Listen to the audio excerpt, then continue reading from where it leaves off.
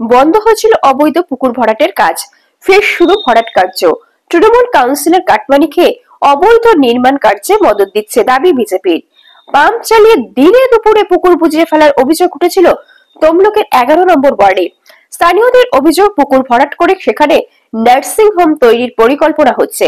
স্থানীয় সূত্রে খবর, তমলুকের 11 নম্বর ওয়ার্ডে হলদিয়া মেচেদা রাজ্য সড়কের পাশে একটি 1 বিঘা জমির ওপর একটি পুকুর রয়েছে দীর্ঘদিন। 100 বছরের বেশি পুরনো পুকুরটি। স্থানীয় প্রায় 20টির বেশি পরিবার ওই পুকুরের জল ব্যবহার করেন। স্থানীয়দের দাবি, পাম্প চালিয়ে শুকনো করে পুকুরটির ওপর নির্মাণ কাজ চালু হবে। কলকাতা টিভির খবরের পর তৎপর প্রশাসন বন্ধ করে দিয়েছে কাজ। ফের 3 দিনের মধ্যেই ভরাট কাজ শুরু করেছিলেন তিনি। এই বিষয়ে যিনি পুকুরটির বর্তমান মালিক, তার দাবি পুকুরটির দীর্ঘদিন সংস্কারের কাজ হয়নি, তাই শুধু তিনি পুকুর সংস্কারের কাজে নেমেছেন মাত্র। তিনি এও উল্লেখ করেন, স্থানীয় কাউন্সিলর তাকে অনুমতি দিয়েছেন কাজের। যদিও এলাকার তৃণমূল কাউন্সিলর গৌতম পালের দাবি পুকুর সংস্কারের কাজ চলছে, পার বাঁধানোর বাইরে কিছু করলে আইনগত ব্যবস্থা নেওয়া হবে।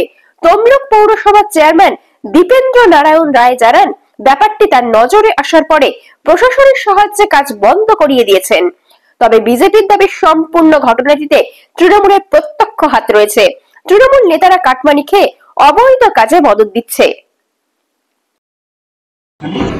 ওটা 100 বছর উপরে।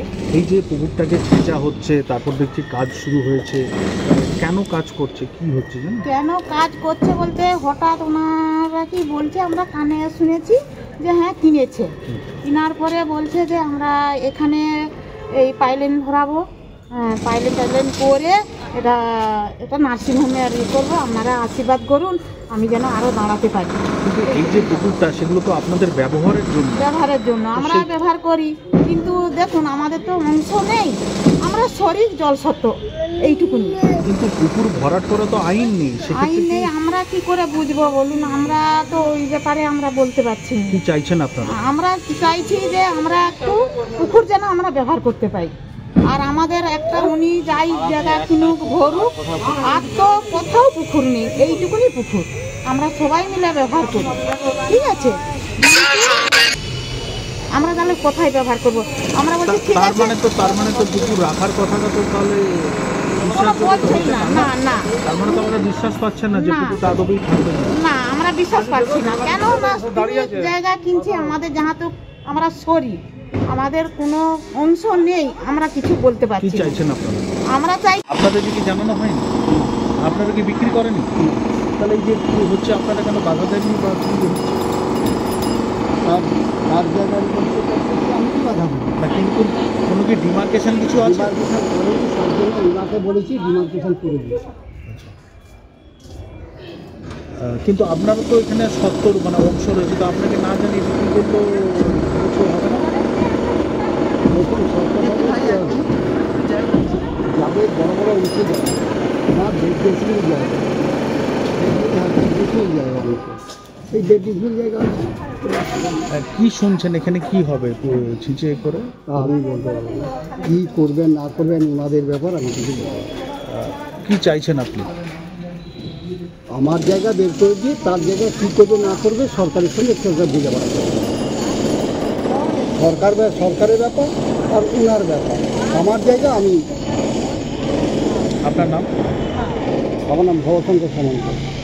ওয়ার্ডেই দেখা গেল সেখানে একটি পুকুর ভরাট চলছে এবং স্থানীয় বাসিন্দারা যেটা আশঙ্কা করছেন যে পুকুরটাকে ভরাট করে সেখানে নার্সিংহোম গড়ে তোলা হবে, যদিও মালিক বলছে যে না, তিনি পাড় বাঁধ দিচ্ছেন। কী বলবেন? দেখুন, আজ 12-13 বছর আমরা দেখছি তমলুক শহরে অসংখ্য পুকুর তৃণমূলের এই কাউন্সিলররা ভরাট করে তারা প্রমোটারি করছে, এবং যেখান থেকে নবান্ন থেকে অর্ডার আছে পুকুর বোঝানো চলবে না, সেই নবান্নের অর্ডারও ওনারা মানছেন না, শুধু কাটবানি খাওয়ার ধান্দায় এইসব পুকুরগুলো ভরাট করে দিচ্ছে। অসংখ্য তমলুক শহরে অসংখ্য পুকুর ভরাট করে ওনারা এইসব ব্যবসার বাণিজ্য করছেন। অনেক নার্সিংহোম হয়েছে, অনেক তৃণমূলের নেতাদের ফ্ল্যাট বাড়িও হয়েছে, সেটা আমাদের কাছে খবর আছে। এবং 11 নম্বরে সেটা একই জিনিস হচ্ছে, উনি বলছেন পাড় বাঁধানো হচ্ছে, কিন্তু অনেক দিনের পুকুর এটা, 100 বছরের, আমাদের তার আগে আমাদের বাবাদের জন্মের আগেরই পুকুর এটা। তো সেটাকে বুঝিয়ে ওখানকার 11 নম্বরের কাউন্সিলরের সঙ্গে একটা আন্ডারস্ট্যান্ডিং করে ওনারা এইসব করছেন। তো তো এটা কখনোই আমরা মেনে নেব না। আমরা ভারতীয় জনতা পার্টির পক্ষ থেকে এটা ঘোরতর নিন্দা করছি এবং সেটা আমরা আন্দোলনের পথে যাব। আমার নাম সুকান্ত চৌধুরী, ভারতীয় জনতা পার্টি তমলুক নগর মণ্ডলের সভাপতি।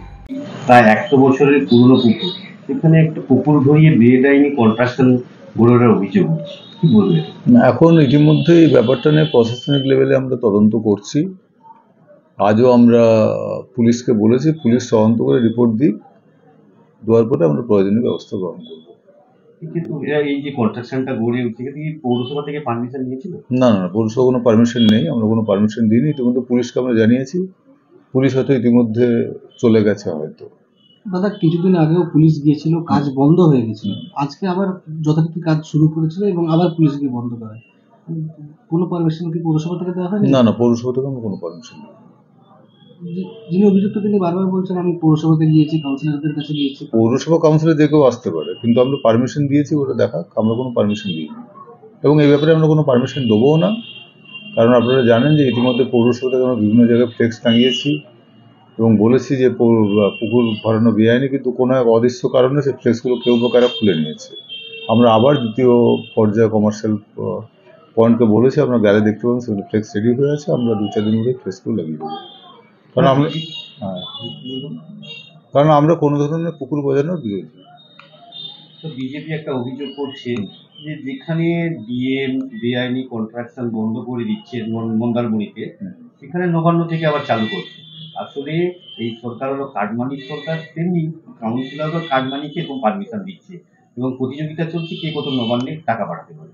আমি এখানে দর্শনীয় ভাষায় বলতে পারি যে এখানে পৌরসভা কোনোভাবে যুক্ত নয় এবং পৌরসভা যুক্ত থাকলে নিশ্চয়ই আমরা তাদেরকে, কিন্তু আপনারা জানেন যে ইতিমধ্যে আমি পেপারেও বলেছি, পুলিশকে এফআইআরও করতে বলেছি এবং আজও আমরা আমাদের এক্সিকিউটিভ অফিসারকে পাঠিয়েছি এবং প্রয়োজনে আমরা পুলিশকে যার নির্দেশ দিয়েছি, পুলিশ যদি প্রয়োজন হয় আমরা নিজেরা আমাদের মেমো নম্বর দিয়ে, কারণ যেহেতু ওটা প্রাইভেট পুকুর তো আমরা বলেছি, পুলিশ গেছে, প্রশাসনিক পদক্ষেপ আমরা গ্রহণ করছি এবং কোনোভাবেই আমি কোনো পুকুর ভজানোর বিরুদ্ধে, এবং ইতিমধ্যে 100টা পুকুর সার্ভে করে আমরা বেশ কয়েকটা জায়গায় আমরা বোর্ড লাগিয়েছিলাম যে পুকুর ভরানো বেআইনি, কেউ পুকুরে ময়লা ফেলবেন না, কিন্তু কোনো এক অজানা কারণে এই পুজোর সময় সেই ফ্লেক্সগুলো খুলে নেওয়া হয়েছে। আমরা আবার অর্ডার দিয়েছি, আমরা আশা করছি 2 দিনের মধ্যে আমরা এই 100খানা যে পুকুর চিহ্নিত করেছি সেই পুকুরে আমরা ফ্লেক্স লাগিয়ে দেবো। বিজেপির এই অভিযোগ নিয়ে কি বলবেন? এবং বিজেপি অভিযোগ করতেই পারে, কিন্তু সেই অভিযোগে যদি প্রমাণ থাকে নিশ্চয়ই আমরা তদন্ত করে দেখব।